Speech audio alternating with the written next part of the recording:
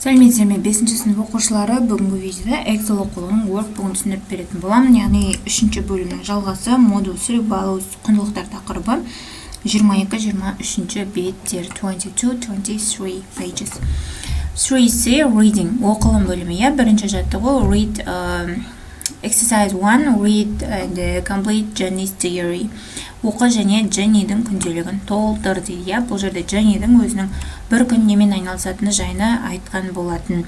Мына жерде оның күнделігі бар. Сол күнделікті текстке қарап толықтыруымыз керек. Бірінші, яғни 7 AM, 7 AM, 7-де gets up and take flash for a walk. Яғни осы сөздің бәрін мына жердегі сандар бойынша бос орындарға жазып шығамыз оқушылар. Келесі екінші жаттығу exercise 2 read the text again and answer the questions. Тексті қайтадан оқы және сұрақтарға жауап бер дейді. Бірінші сұрақты оқимыз. What does Jenny do in her free time? Jenny бос уақытында немен айналысады дейді.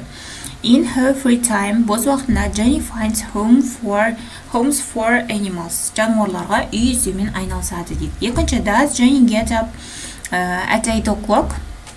Jenny 7-де тұрады ма дейді. No, she doesn't. She gets up at 7 o'clock. Ол 8-де емес 7-де тұрады дейді. Келесі, when does Jenny go to the animal shelter?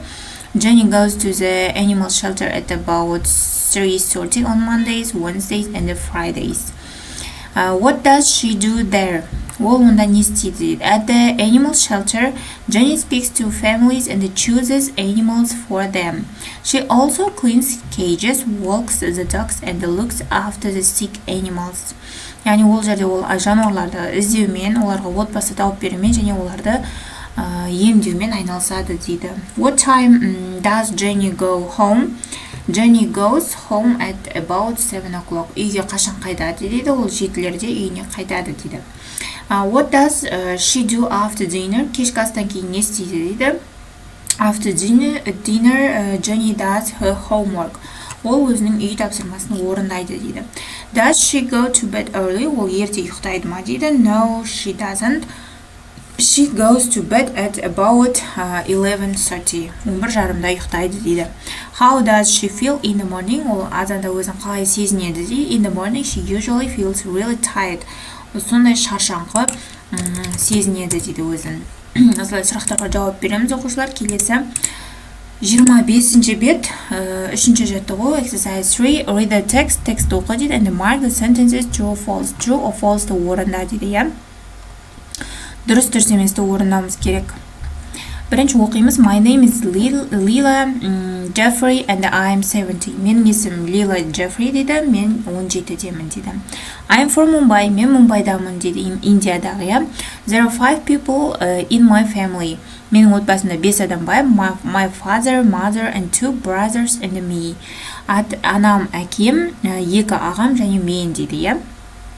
My parents are called Anand and Ramia. Менің әкем мен анам есімі Ананд пен Рамия дейді. My father has got a restaurant. Менің әкемнің рестораны бар дейді. My brothers Ravi and Vijay. Менің ағаларым Рави мен Vijay дейді. And the teachers, олар мұғалімдер дейді. And me, мен ше дейді. Well, I am a student. Өте жақсы, мен студентпін дейді.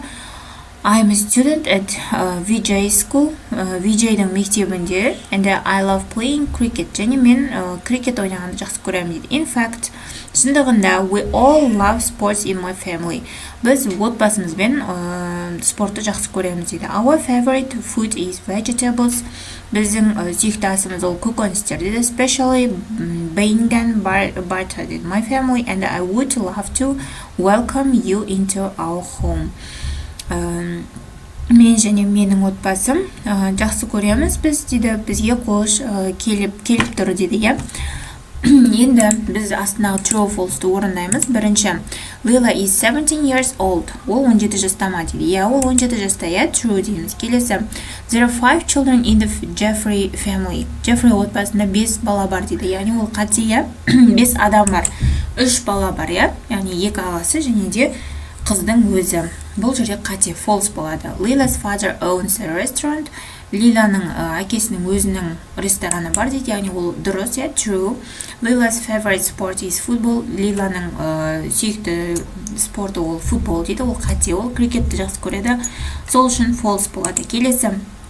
The Jeffrey family loves eating vegetables. Jeffrey отбасы көкөніс жегенді ұнатады дейді, ол расымен де true болады. Келесі 4-ші жаттығу. Exercise 4.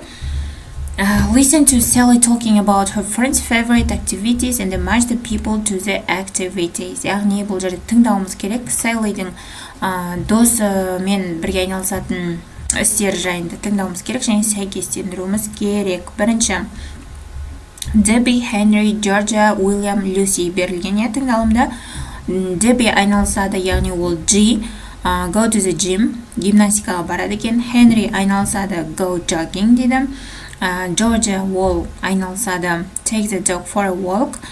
Итті серуендетеді дейді. William ол surf the net.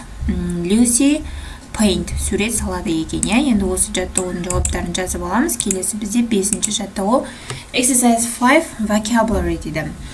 Qualities in a friend. Fill in fun, friendly, helpful, honest, kind, loyal. Осы сөздерді бос орындарға жазып шығуымыз керек. Бірінші. The first. He always tells the truth. He is honest. She makes me laugh with her jokes. She is fun to be with. She always brings me presents. She is kind. He likes to be with other people. He is friendly. He keeps all my secrets. He is very loyal. She is always there when you need her help. She is helpful. яғни адамдарды сипаттау, қандай екендерін сипаттап жазымыз керек болатын. Келесі 6-ші жаттығу. Listen and write the activities. Тыңда және іс-әрекеттерді жаз дейді. Saturday, morning, afternoon, evening. Таңертең, түсте, кешке тыңдалым бойынша жазуымыз керек. The morning, have breakfast, play piano, go to dance class. Яғни азанға таңғасын ішеді, пианино ойнайды және би классына барады екен.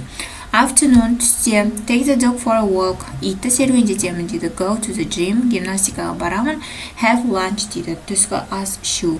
Evening, кешке, meet friends, достармен кездесу дейді. Go to cinema дейді. Кинотеатрға бару дейді.